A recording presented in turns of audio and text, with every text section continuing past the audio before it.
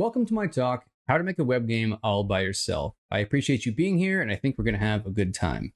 This talk aims to guide you to that elusive finish line and help you ship your own web game all by yourself. But first, a little bit about me. My name is Matt Hackett. I've been making games for fun in environments like QBasic since I was 12 years old.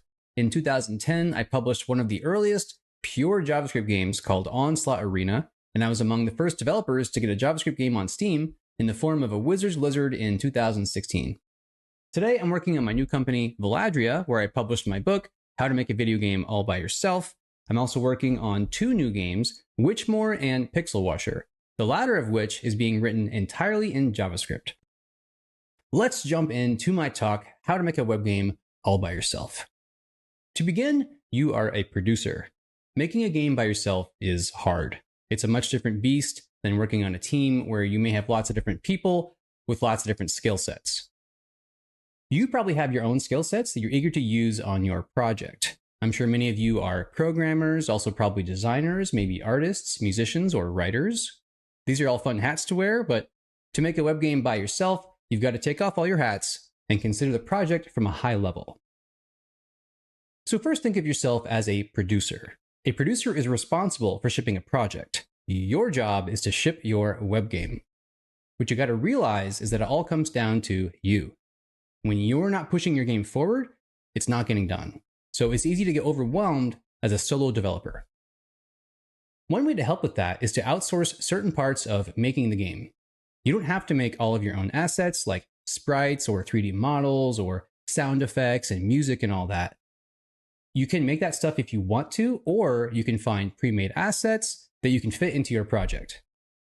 For me, I usually like to draw all the graphics myself, like for my game Witchmore. But for Pixel Washer, I'm using tons of assets I've purchased from places like Humble Bundle, where I've found hundreds of charming sprites ready to put into my games. The key is deciding when to make your stuff yourself and when not to. In my case, I had an itch to draw a bunch of witches and stuff like that involving witchcraft, but I didn't really have an itch to draw a bunch of modern pixel art to wash. What I had was tons of assets burning a hole in my pocket. Both of these were making me itchy, which is our next topic. Scratch your itch. It's different when you're on a team, right? On a team, you likely know your role and what you should be doing. On your own, my advice is to find the tasks that are itchiest to you and do those yourself. For the other stuff, outsource them or otherwise find a way to get them done that's not so draining on your time. If you really want to make your own graphics, you can and should. There's never been so many online tutorials for learning art, nor so many free or open source applications. You can use Krita or the GIMP for 2D images or Blender for 3D modeling. If you don't want to make your own graphics, there are many places to get free assets. My favorite is Kenny. Here you can find hundreds of sprites, both pixel art and high def, 3D assets, user interface graphics, and more. See also Open Game Art for lots of free assets you can use right now. Similarly, if you really want to make your own sound effects or music, you can and should. Web games benefit from the audio element, as well as the Web Audio API, ready to make your game sound great. If you don't want to make your own sound effects or music, there are so many places to get royalty-free music like itch, freesound.org, or freepd.com. So focus on your itchiest tasks, the ones you're really excited to tackle. For the other stuff, consider asset packs or similar solutions to fill in the gaps that you don't want to make by hand. Next, pick a game engine. The biggest game engines of the day like Unity and Godot do have web exports. These web exports can sometimes generate huge files, like hundreds of megabytes for some reason. But these engines can be perfectly fine choices for making web games. For the sake of this talk, let's focus on web-centric platforms. Let's say that means an engine is web-first and either already built on web technology or considers the web its primary build target. With those parameters in mind, there are many great options, but for 2D games, it's hard to argue against Phaser.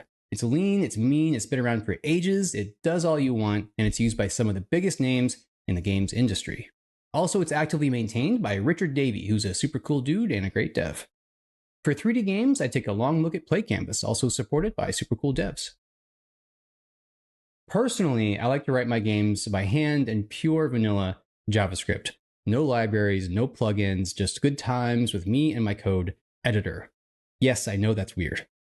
I also like to use the 2D Canvas API because it's nice and clean, and I love how it lets me make sharp, crispy pixel games like those found in my new game Pixel Washer. If you're wiser than me, you might consider making a pure DOM-based game. You'll almost certainly have to touch the DOM a little just to set up whatever else you're doing, but leaning into the DOM can be a smart way to make your game quickly and effectively. The DOM, or Document Object Model, is powerful. It has input elements, scroll bars, buttons, checkboxes, events, cascading style sheets, fancy animations, and text rendering. Like, do you really want to re-implement right to left text? Because the DOM does it right now out of the box. So picking a game engine can be overwhelming, but there aren't really any right or wrong answers. From using Unity or Godot's web export feature to writing your own vanilla JavaScript like I do, it's all good so long as it works for you. You just got to make sure you and your engine meet these two requirements. 1, the engine allows you to make games you can distribute on the web. Easy. 2, the engine needs to click with you, meaning you understand it, you grok how it works, and it's a comfortable tool for you to use. When an engine clicks, you're happy and ready to continue with that tool. Now a note on making desktop builds. If you choose a full-featured game engine like Godot, you're already going to be able to export to the web and other targets like the desktop. But if you're going with a native web engine or writing JavaScript by hand, fear not. There are several tools you can use to make cross-platform builds for your game. Among them are NW.js, formerly Node WebKit, which I think we used for Wizard's Lizard, Electron, and Tori. There are also plenty of mobile options, but I prefer to focus on desktop. Now I suggest making the game you want to play. You'll be playing your game a lot as you make it. It's way easier to do this if you actually want to play the game that you're making. Sometimes you might have an amazing idea for a web game that you're sure could be popular with players, but it's outside of the kind of games you like to play.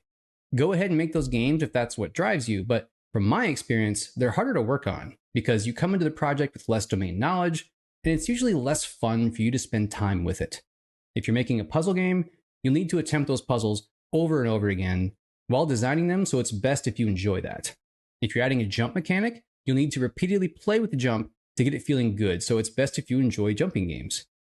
Adding a complicated quest, like to an RPG, you'll need to repeatedly play through the steps of the quest over and over again to test them during development, so I hope you think it's a fun quest. Since you must perform these tasks hundreds or maybe even thousands of times during development, it's preferable that you enjoy them. You'll be a happier dev and you're more likely to finish your project. So when you're making a web game all by yourself, I recommend making a game you want to play. Next, you want to find the fun, which is a tricky part of the creative process. Sometimes you know the premise of the game, but you're not totally sure what that one driving force is that makes the game hard to put down. When trying to find the fun, I recommend looking at your game as a toy, and you could make a fun toy out of almost anything. Some of the best toys take inspiration from real life, like bouncing balls, fishing, crashing cars, cooking, or blowing things up. Make toys out of any of those things, and you might just have a fun game on your hands. Additionally, I like to recommend getting lost in the fun of your game. As a developer, you're making a web game by yourself, your game needs to pull you, the only developer, into your game once in a while. You should find yourself kind of wanting to play. You should find yourself working on a bug, but getting distracted by how cool and fun your game is. If that's not ever happening, try to circle back and focus on finding the fun. Once you've found the fun, polish up the core mechanic. Find the funnest thing and juice it up using tweens, squishes, wiggles, sound effects, music, and all the bells and whistles that we can with our web games. Now for a boss battle. Manage your scope. Your scope is your game envisioned in its entirety. Since you're making a web game all by yourself, it's extra important to keep your scope down because it's just you working on the game and your resources are limited. So look out for this game dev boss coming your way. Scope creep, the terror of every game dev. Scope creep refers to a project's natural tendency to increase in scope over time. New ideas are constantly arising as the game progresses. Players offer amazing feedback that create more work, and before you know it, you've blown up your scope. Scope creep is the enemy of you, the web game producer, whose job it is to ship this game. Here are some tools to help you fight this brutal boss. MVP refers to minimum viable product. In the context of games, try to think about the bare minimum game you have to build to create your trailer or demo your game or just get feedback about whether it's working or not. Build only that and nothing else until the next milestone. Game design pillars provide direction to a project. Your pillars should help you answer questions that are critical to your game's direction. My core game design pillar in Pixel Washer is it's just about washing pixels. That's it, just pixels. What should I add? Maybe a hunger mechanic? Well, does that help you wash pixels? No, then no hunger mechanic. Should the player be able to run? Would that help you wash pixels? Well, if I could run faster, I could wash more pixels. So yes, you can run. If you're not sure which way to go, refer to your game design pillars to help you answer questions about your game design. And remember this, you are a producer. Take off all your hats. At some point when making a web game by yourself, you've probably made the mistake I've made so many times, which is I kept one of my favorite hats on for too long.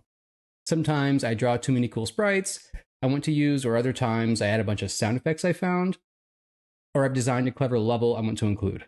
But take a close look at some of these things to see if they really work with the game within your scope, or if you need to take your hat off, let the producer in you take over and cut it. And when you cut, cut deep. You've probably got features and content that you think are really cool, and they probably are. But when you're making a web game by yourself, there's nobody else around to tell you no, so you've got to do it yourself sometimes. It's hard. Find any stuff you've built that doesn't support your MVP or your game design pillars and is otherwise extraneous, and cut it. Throw away your scalpel and your axe, get out your chainsaw. Cut deep to help you ship your game. Next, iterate to the finish line.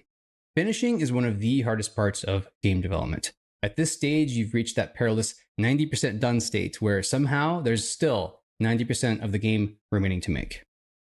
I like to think of finishing as the final boss, taking the form of a giant swarm made up of tons of bugs and critters and mean little monsters. There's always a million tiny tasks that you need to get done to completely finish a game. When you're making a web game all by yourself, these tasks can wear you out because there are so many of them and just one of you. So here are a few ways I like to tackle this final swarm boss by myself. For one, always keep it playable. Look, okay, I know some of you have no idea who I am. Why should I listen to this guy, right? Well, if you don't listen to me, listen to the legendary developer of Doom and Quake. Quote, always maintain constantly shippable code. John Romero. Additionally, here's a list of things I don't do while fighting the final swarm boss. Don't break your build. Don't add anything that breaks other parts of your game. Don't add hungry features that feel incomplete and beg for more work. Don't add something that isn't up to the current level of polish of everything else in the game. And basically, this all boils down to don't set traps for your future self. Here's another tip I like to use. Save it for the sequel. You probably have a huge list of tasks that need to get done. I like to add another list called something like sequel tasks, where I move to do items that are cool, but slowing the current project down. When you're making a web game by yourself, there's nobody around to tell you no, so from my experience, you end up with more ideas for extraneous features and content than you might on a team. Some of the ideas are probably out of scope, but they become precious to you, and you have difficulty parting with them. Celebrated author Stephen King recommends killing your darlings, so listen to him.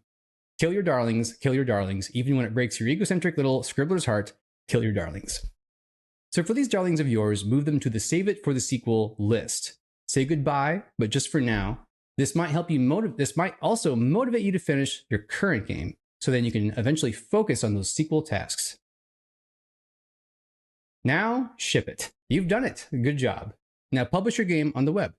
I'm sure some of you have your own web servers, so just upload your game files and you're good to go. If you're looking around for some free options, I got you covered. itch.io, for those not in the know, is the entry-level platform for indie games. There's nothing better. Itch gives you, the developer, full control. Platforms like Apple and Steam are known for taking 30% of sales, whereas Itch lets you decide the split. Highly recommended. On Itch, you'll be in good hands because this is where amazing games like Vampire Survivors and Pixel Washer offer free demos. The emerging pattern among successful indie games seems to be to offer a free version on Itch and a paid version on Steam. As a quick aside, here's a marketing tip. If you want to attempt to elevate your game that nobody has heard of, try placing it next to a platinum bestseller. It's highly effective. In addition to itch, there is also GitHub Pages, which will host one of your repositories for you for free. This is where I host the game dev tiers at play.valadria.com, which we'll talk about in the next section. Since we're making a web game, let's take advantage of some of the features unique to the web. Now, obviously, a web game can be inherently online and have multiplayer features, but it doesn't have to. Most of the web games I make are single player, and some of them are download only. But all web games can leverage the web to help promote them or otherwise make them cooler. So let's look at some ways we can do that. Open share pages. This first example is probably the most obvious one. It's really just opening a web page, but this is wonderfully trivial with a web game. As an example, let's look at the game dev tiers. Can I get a show of hands? Has anyone seen the game dev tiers before? Nobody? Because I'm alone in my own room? Okay, got it. The game dev tiers were reviewed by over 1 million people, so I made the game dev tiers maker, which is kind of a web game. It lets you drag around various game dev tasks and rank them how you see fit. At any point, you can click the share icon, which will open up a web page to whatever Twitter is now, pre-filled with any text you want. Easy and greatly increases a game's potential virality. Continuing with the game dev tiers as an example, once you've cried your tears, you can download a resulting image. So here is an example. I'll just fill this out real quick. Then we can hit the download button. We find the file. We open it up, and there we have it. Our tears in glorious image format. This is done with the amazing Canvas API. You can create an image element, then draw whatever you want to it using a 2D context. Then turn that image into data and force your user to download it using your weird web hack of choice. These images can then go on to be posted on social media or uploaded all over the place, again, increasing your game's potential virality. Lastly, let's have a big dumb URL party. In this example, we're using my web game Indie Game Sim. This game was made in handwritten JavaScript and is available to play on the web as well as on Steam. So Indie Game Sim is a side-scrolling platformer, but it also lets you make your own levels. These play out in the game as a sort of conversation between you and a monster, but you can also share these levels with friends. There's even a subreddit where players have posted some nightmarish levels, but the real nightmare are these gigantic URLs. They're just way too large. But this made me curious to look up how long URLs can get, and there isn't much agreement between major browsers. Chrome and Internet Explorer cap out around 2K, Firefox at 65K, and Safari at 80,000 characters. So what I'm reading is that you could make a much bigger, dumber game in Safari. You could probably put your whole game in those URLs. Anyway, allowing users to transfer data in this way is an inexpensive implementation that enables the sharing of user-generated content very cheaply. Normally, you might need a database, an authentication, and before you know it, your game's way out of scope. But the web gives us cool tools like URL hacking, so why not stuff a bunch of characters in there and let your players share some data? To summarize, you can make a web game all by yourself. Following these steps may help you out. Keep in mind that you are a producer. Focus on scratching your itch. Pick a game engine you like. Make the game you want to play. Find the fun. Manage your scope. Iterate to the finish line. Ship it and leverage the web. I want to thank you for coming to my talk. For a deeper dive on making your own games, see my book, How to Make a Video Game All by Yourself. For tons of free game dev articles and videos, see my website, valadria.com, and my YouTube channel, Make the Game, and my podcast, Make the Game with Matt Hackett. If you have any questions, I will be available in the discussion room at JS GameDev Summit, or you can find me on Blue Sky and the charred remains of Twitter. Good luck climbing this mountain that is game development, and I'll see you on its slippery slopes.